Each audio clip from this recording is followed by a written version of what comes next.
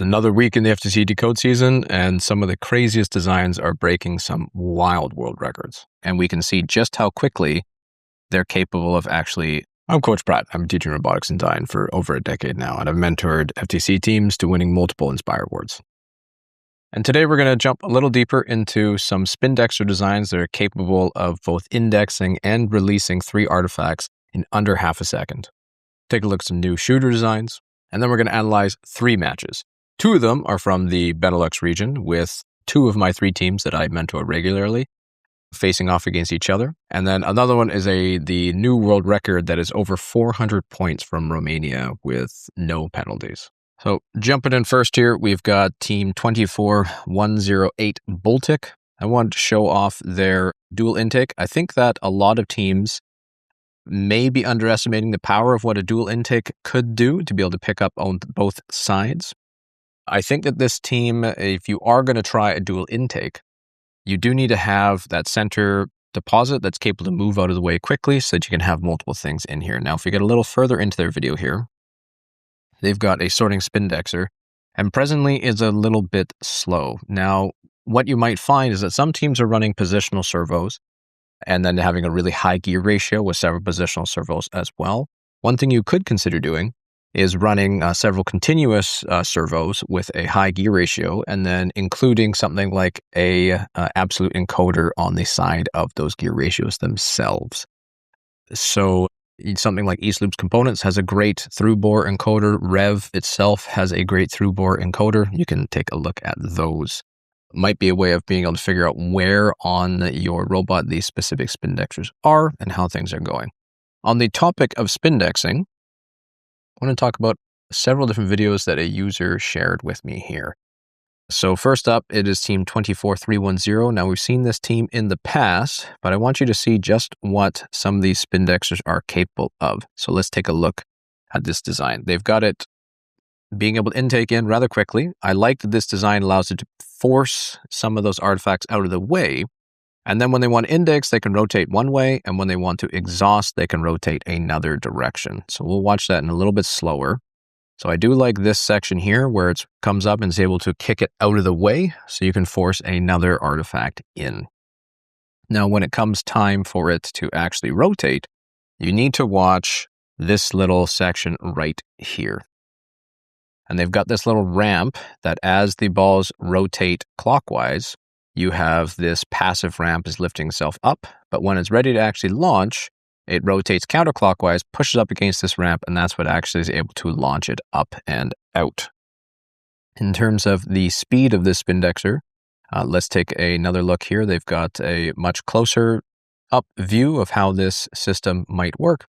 Again, it is able to push up against that ramp, and that's what forces it up. When the Spindexer rotates the other way, this little passive arm just kind of gets up and out of the way and then forces it back up. It looks like they have some aluminum structure in there to be able to add some additional support. I think it's a really slick, really intelligent way of doing some of that Spindexing, and we can see just how quickly they're capable of actually launching 3 artifacts out at once. Some pretty wild stuff. We've got a similar design here from team 10 or 115. They also have a shot of their indexer here where they have that little passive arm that's able to flick it up against into. There's a second view here of 115, just showing that little black arm again for it to be able to lift itself up as this little black plastic arm. Actually, that one was a little harder to tell. You have to watch in the bottom right-hand corner right here. You see that black line that's sitting on top of it. As it rotates run, it lifts that arm up and then it comes down. My guess is that is an acetal sheet that they have cut out, or it's possible that is aluminum as well. We've got another similar design here from 18365, just showing off how quickly they can get their artifacts through in a high throughput. And then we also have 27667, same deal with another relatively high throughput coming through their Spindexer.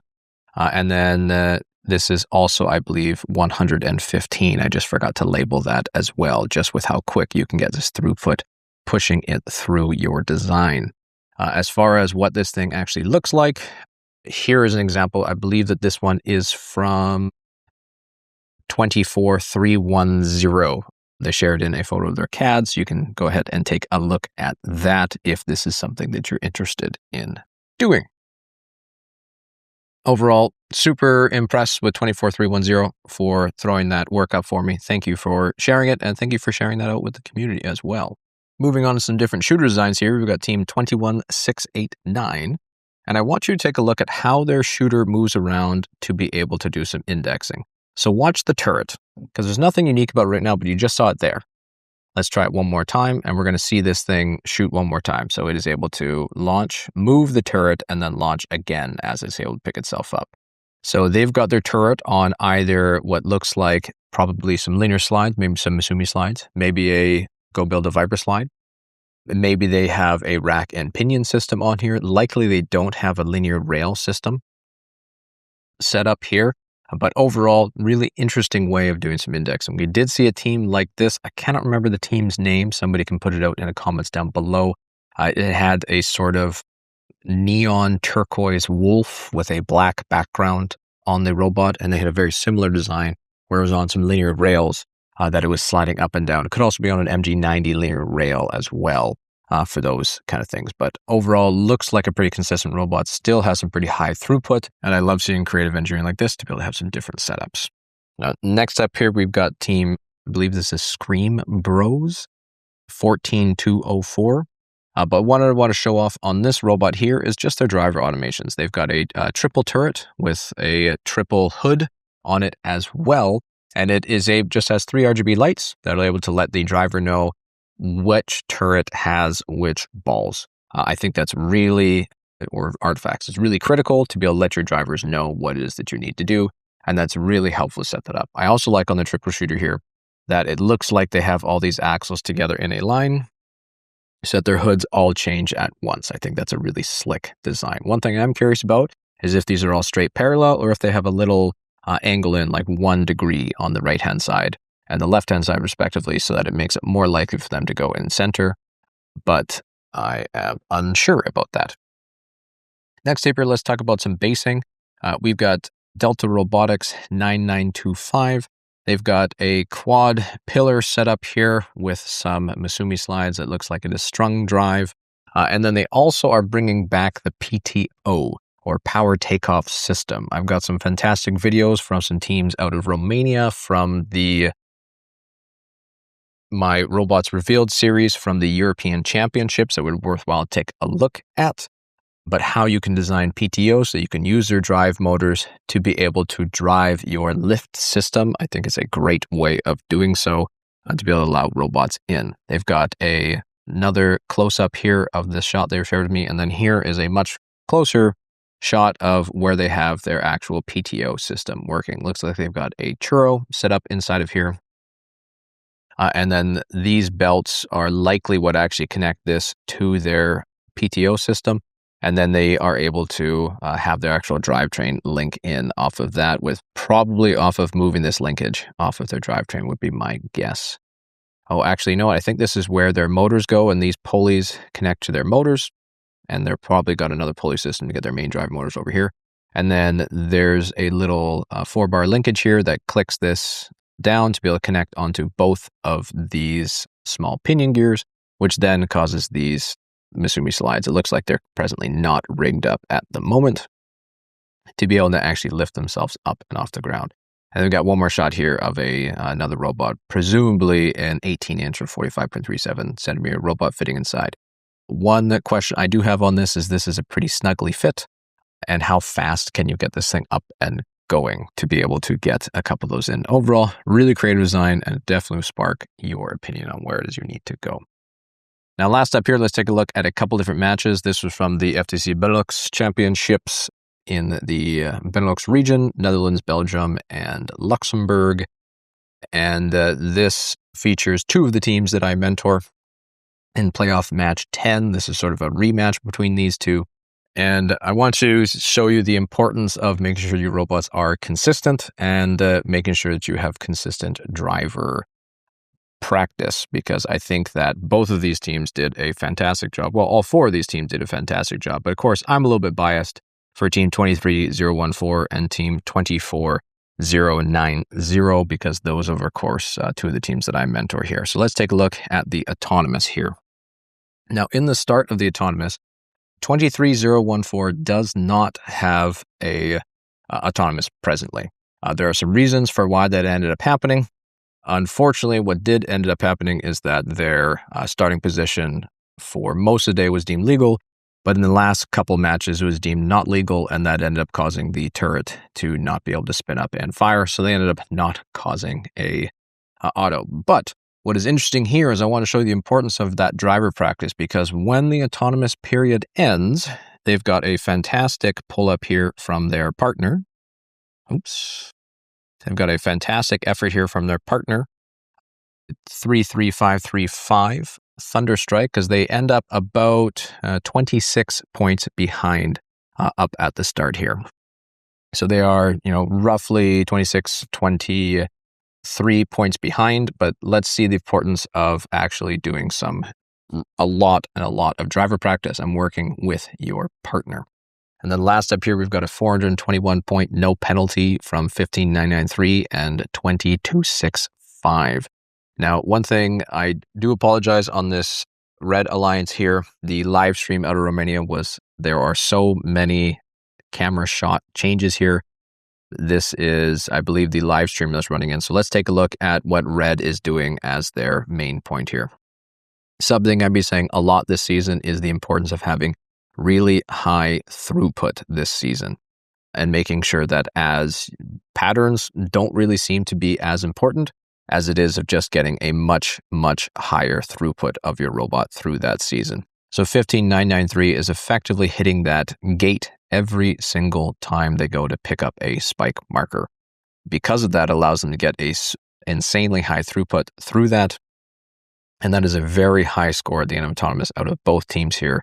88 versus 85 or 92 versus 85 respectively. Some insanely high autonomous scoring there, and artifacts actually don't, or pattern points don't actually factor in much to that at all. I think one of the main things here that we can learn from this 15993 and 20265 as well as from the blue team as well is just the importance of how critical it is to have a really high throughput on that artifacts shooter. And then the importance of making sure you're staying on your lane. We saw this a lot in the DECODE or into the deep season, where you had robots in such a way that they were sticking to either samples or sticking to specimens. And I think what we're starting to see now, clearly as a dominant strategy, is that one robot plays the front of the field and one robot plays the back of the field. And Blue Alliance is effectively not playing any defense at all here. It also looks like their partner ended up dying in the end here. Unfortunately, they probably disconnected. So that score starts to climb out quite high. That's rather unfortunate for that robot. Perhaps a battery disconnect. I'm not sure. If anybody knows what happens there, let me know in the comments down below.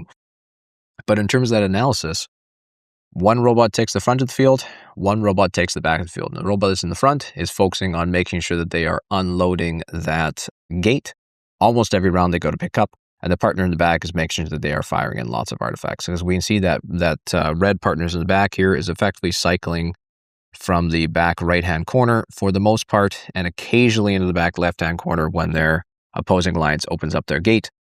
And we can see just how high some of these scores can get when you're not playing much defense against other robots. Now, fortunately for red, it is a bit of a 2v1, so it may not be the most realistic scenario. I guess it is perfectly realistic that your robot will disconnect. But will we see a score this high again if there's not another robot disconnecting? I'm unsure. And then we end up seeing a hang here as well. So we can see that robots can indeed be supported by a set of Masumi slides. This looks like one set of SAR 330s, or it might be an SAR 340 as well to be able to get that reach and extension that they need for that stroke length. And I'm curious, let's actually see if we can go back 10 seconds. I'm curious if we can see their wheels rotating as we watch in this bottom left-hand corner. Can we see the wheels rotating on that front robot? No, we can't actually see that. So I am curious if they're using a power takeoff system for this or not. They likely are. I know this is something that was popularized by a lot of Romanian teams in the past to use that again, as I was talking earlier with that client-based system. We saw one team with 4 Musumi slides. We see a team here with 2 Musumi slides. As long as your robot is light enough, it is totally doable, as well as it is doable for a robot driver who has a lot of practice to be able to pull himself in there as well. So it looks like at the end of the day, as I've been saying for a good chunk of the season, high throughput seems to be what ends up winning matches, and lots and lots and lots of driver practice. Because it's such a shame looking at both this Southeast League tournament in Romania as well as the Benelux region that the final 2 matches were decided because another robot ended up disconnecting or breaking down and not being able to participate with their team. We saw on one side with 24090 in Benelux that they had enough driver practice, they were able to catch themselves up in the end and stay ahead despite their teammate being disconnected for the last 30 seconds. Whereas on this side, they were able to get up to a world record with a splitting 400-ish point. I believe it's 414 with no penalties by the time it's all said and done. If you're looking for more CAD resources, things like CAD files, code snippets, and other things like that, portfolio examples, you consider joining my community down below. If you have a match you'd like me to take a look at or some interesting robot mechanisms you think the community would value from, I have a submission form down below where you can submit that for the next week of FTC Fridays. And as always, best of luck out there this FTC season.